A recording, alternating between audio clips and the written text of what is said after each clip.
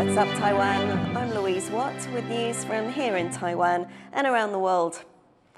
A lawmaker from Taiwan's ruling Democratic Progressive Party is out on bail on charges of embezzlement. As Ed Moon reports, it's the latest case in an ongoing crackdown on corruption under President Lai Ching-te. Released, but not off the hook. Associates of lawmaker Lin Yijin of the ruling Democratic Progressive Party head home after hours of questioning over charges of embezzlement. Lin released on a bail of $31,000, the head of her office held in custody. At Lin's office, boxes taken away as prosecutors search for evidence. Her office staff giving little away. It's the latest in a series of political corruption investigations and convictions since President Lai Ching-te took office in May. The most high-profile was former Vice Premier and DPP heavyweight Zheng Wen-san. He's being held on suspicion of involvement in an illegal land deal. Then there was the conviction and sentencing of Hsinchu Mayor An Gao to over 7 years on embezzlement charges, and of opposition Kuomintang lawmaker Yen Kuan-hung to over 8 years for corruption. Both of them are free while they seek appeals. Since taking office, Lai has spoken publicly about the need to eliminate corruption from Taiwanese politics. Previously as Tainan mayor, he made a name for himself with an 8-month-long boycott of the city council over vote-buying allegations against the speaker. Lai's zero-tolerance stance on corruption was reinforced by a party spokesperson for his ruling DPP. 赖清德主席也已经公开的来谈论过，民进党的态度就是不论党派，不论何人，只要涉及非法，就检调就应该查办，勿枉勿纵。 And this latest case is unlikely to be the last. With prosecutors cracking down on potential corruption, no one can be sure who'll be next. Chris Ma and Ed Moon for TaiwanPlus.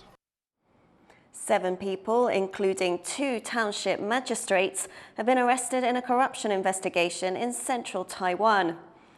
After searching dozens of offices, investigators say they found nearly $230,000 worth of cash connected to an embezzlement ring. They allege that township officials in Yunlin and Jianghua counties stole those funds from 2 solar panel projects. A court has ruled that construction contractors are mainly to blame for causing the country's deadliest train crash in 70 years. 49 people were killed and more than 200 injured in 2021 when an express train collided with a construction truck that had tumbled down a hillside onto the tracks. The court found that the contractors were 60% responsible and must pay the victims more than $700,000 in compensation. The Taiwan Railway Corporation was found to be 40% responsible due to poor supervision. Teachers' unions are angry about a government pension plan they say it doesn't do enough to protect teachers' retirement funds. They're pushing for a plan of their own and even going on hunger strike. John Van Trieste reports.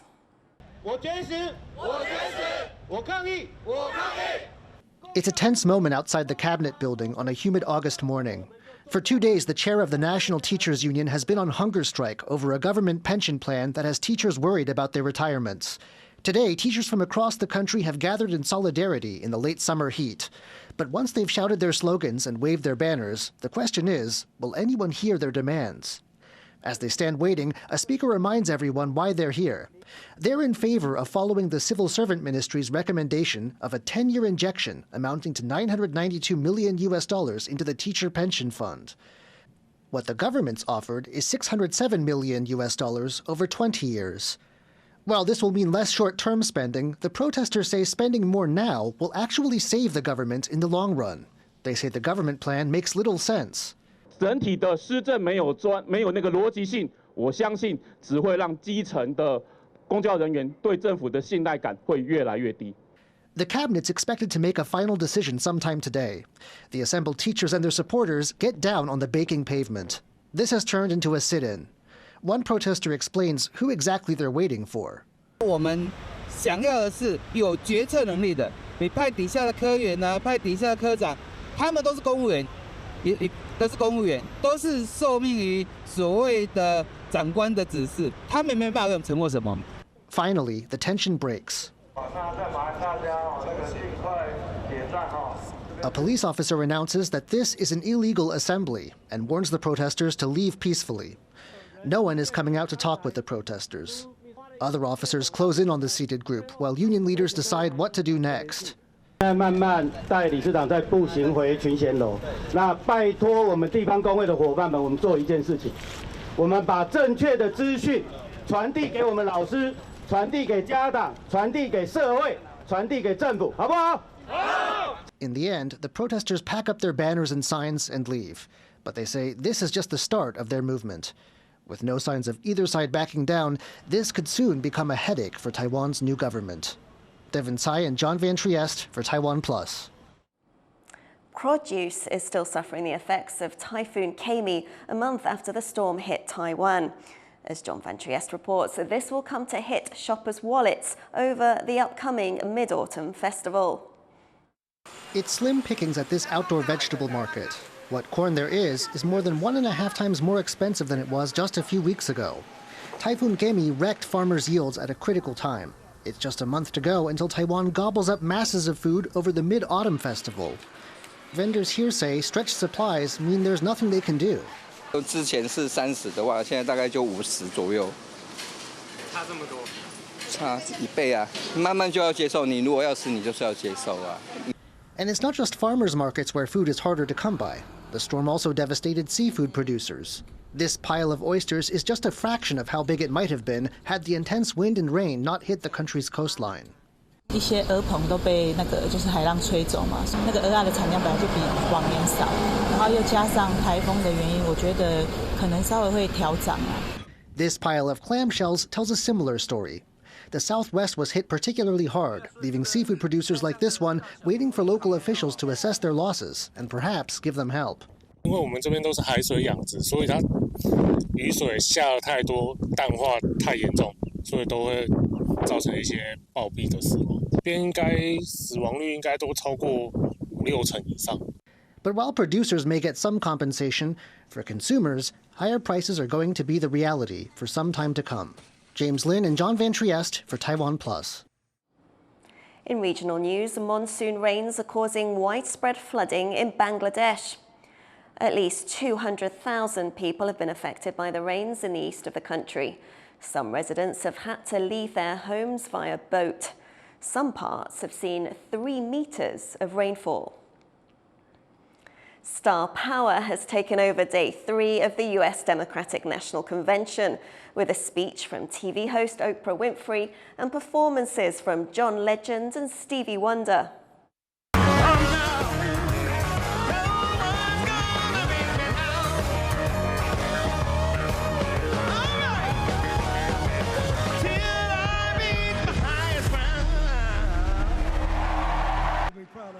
A host of US politicians also took the stage, including former US President Bill Clinton and former House Speaker Nancy Pelosi. The party's vice presidential pick, Tim Walz, headlined the convention, accepting his nomination, calling it the honor of his life. You know, you might not know it, but I haven't given a lot of big speeches like this. But I have given a lot of pep talks. So let me finish with this, team. It's the 4th quarter. We're down a field goal, but we're on offense and we've got the ball. We're driving down the field.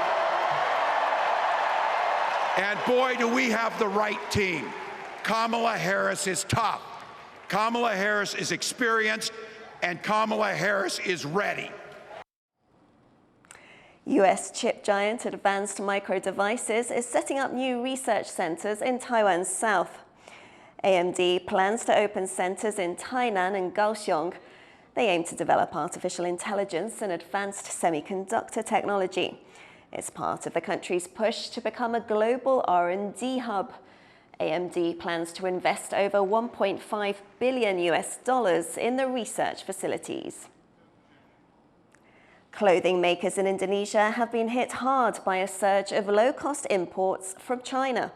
The influx has left Indonesia's government scrambling to appease local manufacturers while avoiding angering their largest trading partner. Rosie Greninger reports. These clothing manufacturers in Indonesia's Bandung district are known for hand-making local apparel, including batiks and woven fabrics. But an influx of cheap Chinese goods have left them struggling to stay afloat.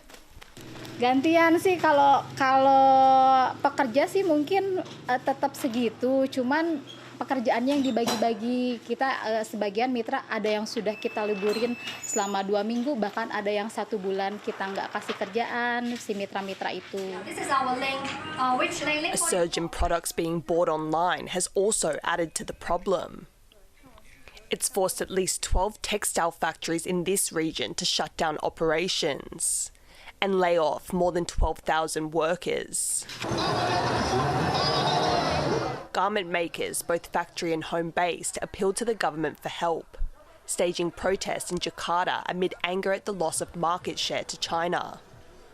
It led to the Indonesian government imposing import tariffs of up to 200% on some products from China to protect local businesses and prevent work shortages. Jenis-jenis barang yang diawasi, ya, tekstil dan produk tekstil, pakaian jadi dan aksesoris, pakaian jadi, keramik, elektronik, alas kaki, kosmetik, barang tekstil sudah jadi lainnya. Authorities hope the increased tariffs will encourage Chinese manufacturers to invest inside of Indonesia.